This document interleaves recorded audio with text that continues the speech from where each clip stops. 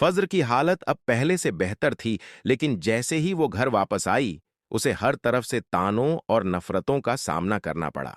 अपने ही घर में उसे पराया सा महसूस होने लगा।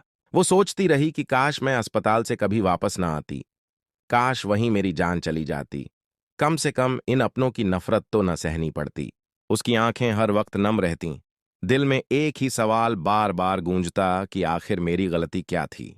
मैंने तो सिर्फ मोहब्बत की थी, वो भी सच्ची, लेकिन बदले में मुझे सिर्फ धोखा और जलील किया गया।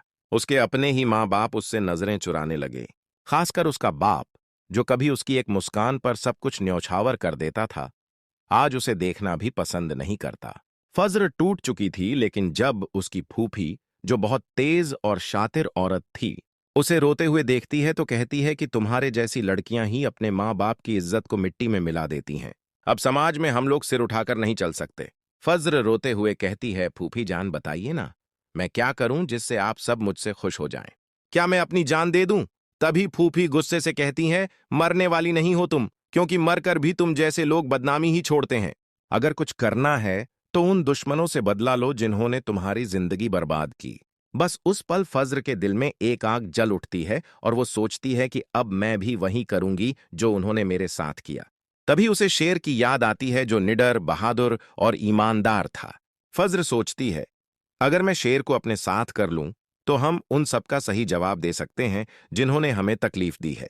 शेर के कंधे पर हाथ रखकर वो उसे अपनी मोहब्बत के जाल में फंसा लेती है, लेकिन ये जाल मोहब्बत का नहीं बल्कि बदले का होता है। धीरे धीरे फज्र को एहसास होता है कि शेर तो वाकई शेर है, न सिर्फ नाम से बल्कि दिल से भी। उसकी मोहब्बत में कोई फरेब नहीं था। और वहीं फज्र पहली बार मोहब्बत को महसूस करती है, सच्चे दिल से। मगर तब तक बहुत देर हो चुकी होती है। जब शेर को अपने चाचा की वजह से सारी सच्चाई पता चलती है तो वो टूट जाता है। वो फज्र से दूर जाने का फैसला कर लेता है। लेकिन इससे पहले कि वो फज्र को छोड़ दे, फज्र की फूफी शेर को सब कुछ बता देती है कि फज्र ने जो मोहब्बत दिखाई थी वो झूठ थी, वो तो सिर्फ बदला लेना चाहती थी।